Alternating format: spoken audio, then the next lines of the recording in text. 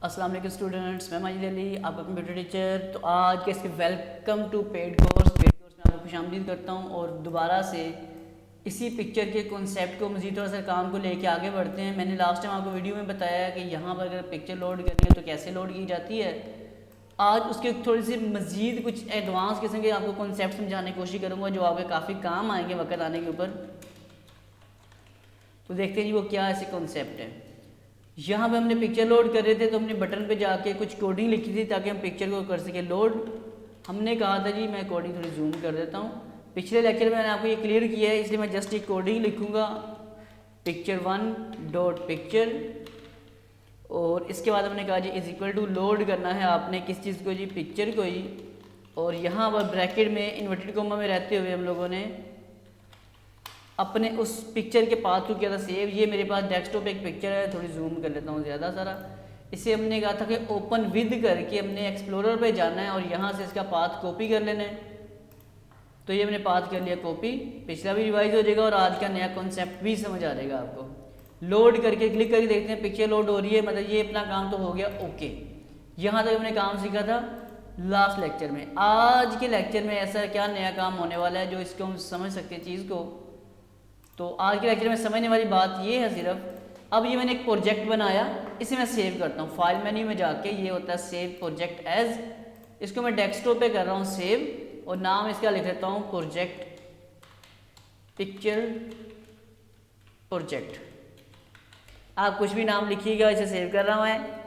अब वो इसका जो फॉर्म है उस जो VBA की मेन फाइल है उसको सेव करने का बोल रहा है, इसका भी नाम कुछ भी लिख सकते हो आप। मैं इसका नाम लिख लेता हूँ अपने पास मेन फाइल, सेव किया और add this project to source save, इसको अब जस्ट नो भी कर दो, कोई टेंशन नहीं है। और इसे मैं कर देता हूँ क्लोज।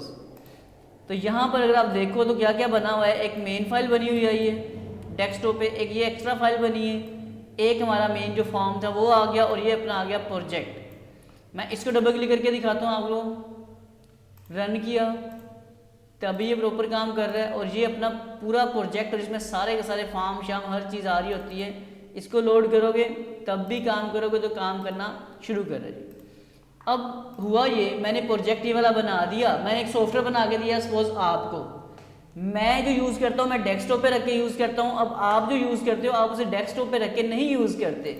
आपने एक फोल्डर बनाया, आपने कहा जी अब देखो ना ज़्यादा फाइलें बनेंगी, ऐसे अलग अलग इतना कुछ खिचड़ी मच जाएगी। यहाँ पर आप उसका नाम लिख दो जी माय सॉफ्टवेयर, लिख लेते हो उसका नाम माय सॉफ्टवेयर और आप कर देते हो इसमें तमाम फाइल्स अपनी कॉपी करते हो, इसमें रख के कर देते हो ट्रांसफ़र। अब लोड करके अपने प्रोजेक्ट को रन करते हो चेक करने के लिए, क्लिक किया तो अब उसने साथ ही दे दिया एरर, क्योंकि इसका पाथ हो चुका है चेंज। मतलब ज़्यादा बड़ा जो एरर होता है वो ये होता है कि अब इसे अगर मैं क्लोज कर देता हूँ, इसे मैं कर देता हूँ क्रॉस, ये सॉफ्टवेयर आपने यहाँ से कट किया, आप कंप्यूटर की D ड्राइव में लेके और वहाँ जाके आपने इसे कर दिया जी पेस्ट, कंट्रोल भी पेस्ट किया मैंने। तो ये मेरा सारी टिप वाला काम यहाँ आ चुका है। अब इसे मैं रन करके दिखाता हूँ, पहले भी दिखाया एरर आ गया, अभी भी रन करूँगा तो फिर से एरर आ जाएगा।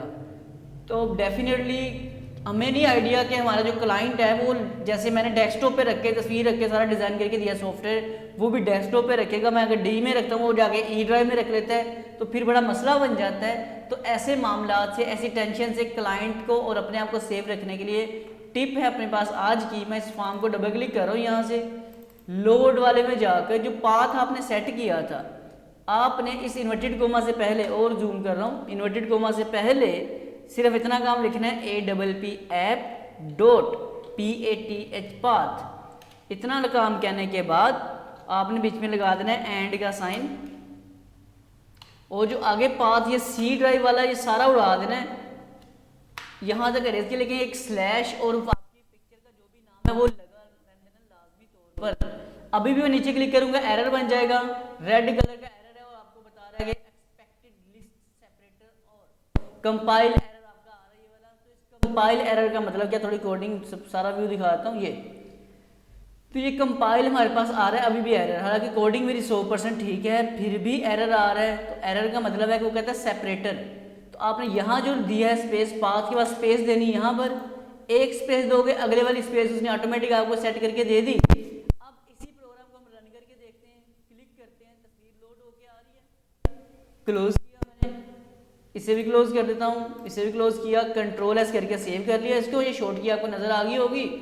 इसे मैंने क्रॉस किया, बैक किया, इस माय सॉफ्टवेयर वाले फोल्डर को पकड़ के मैंने डेस्कटॉप पे रखा, यहाँ डबल क्लिक करके रन करके देखा प्रोग्राम अपना, प्रोग्राम रन किया, क्लिक किया, तस्वीर अभी भी लोड होके आ रही है।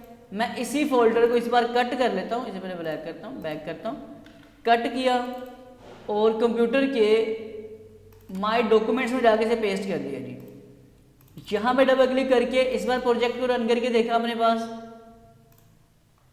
लोड पिक्चर पे क्लिक किया तो पिक्चर अभी भी लोड होके आ रही है। तो आई होप ये कॉन्सेप्ट आपको बिल्कुल अच्छे से समझ आ गया होगा कि अगर आपने कोई पिक्चर्स वगैरह को दाएं बाएं, जैसे आप क्लाइंट को सॉफ्टवेयर बना के दे रहे हो, तो वो क्लाइंट का सॉफ्टवेयर आई डोंट नो वो कहाँ किस पोजीशन पे सेट करता है, जाकर किस पाथ पे सेट करता है, तो हमें उस चीज़ की टेंशन में नहीं पड़ना। हम उसके लिए कोडिंग ही कुछ ऐसी कर देंगे ताकि हमें थोड़ी सी सहूलत मिल जाए, और वो सहूलत मैंने आपको पहले ही दिखा दिया करके। इसको भी स्टॉप कर देता हूँ और ये मेरे पास फॉर्म है, ये कोडिंग है, एक नज़र अच्छे से देख ले। पिक्चर वन डॉट पिक्चर को लोड करो, उसमें पिक्चर और पाथ की मैं टेंशन नहीं लेना चाहता, इसलिए मैंने कहा जी ऐप डॉट पाथ, जो भी उसका पाथ है वो लेके एंड अपने साथ कनकैटिनेट किया स्टेटमेंट को और स्लैश लगा के बताया कि और उसके बाद आगे से आपने जो भी पाथ है उसके आगे इस पिक्चर तक हमें पहुंचाना। अच्छा, अगर मैं स्लैश खत्म करता हूँ ये वाला, अब मैं इसे रन करता हूँ, क्लिक किया, तब भी एरर आएगा। तो जेर में ये भी रखना आप लोगों ने लाजमी तौर पे कि इसको भी ख़त्म नहीं करना। और अच्छा, इसमें भी दो चीज़ें होती हैं, एक होता है एंड का मतलब एंड कर देता है, और दूसरा होता है डीबगिंग का होता है मतलब कि जहाँ भी एरर है मुझे वहाँ पहुँचाओ, जिस स्टेटमेंट में एरर है मुझे उस स्टेटमेंट में पहुँचा दो। तो मुझे इस लाइन में उसने वापस पहुँचा दिया, सिर्फ हमने करना क्या है, लगाना है यहाँ पे स्लैश। ओके जी, तो स्लैश हम यहाँ पे ऐड कर देंगे और हमारा जो काम है वो ओके हो जाएगा। हमारे पास कंट्रोल जी की सूरत भी अवेलेबल होती है, हम कंट्रोल जी भी कर सकते हैं और अपना काम चला सकते हैं जी। रन प्ले और ये आपका काम ओके हो गया। आई होप ये वाला पॉइंट आपको बिल्कुल अच्छे से समझ आ चुका होगा कि आपने लोड पिक्चर में जो दूसरा प्रोग्रामिंग का लॉजिक है वो क्या था, वो भी आपको मैंने क्लियर कर दिया है। इसी तरह अभी इसी पिक्चर बॉक्स से कुछ और नए लॉजिक, कुछ नए काम आपके सामने लेके हाजिर होता रहूँगा, ताकि ये वाले पॉइंट आपके इतने को परफेक्ट हो जाएं, ताकि जब किसी स्टूडेंट की या किसी एम्प्लॉय की पिक्चर वगैरह कॉल करके काम किसी को करके दे रहे हो तो मैं वहाँ पे परेशानी का सामना ना करना पड़े। तो थैंक यू सो मच। अगर आपको ये वीडियो अच्छी लगी तो लाइक कीजिएगा, नहीं लगे तो छोड़ दीजिएगा, क्योंकि आप लोग मेरे पेड स्टूडेंट्स हैं। तो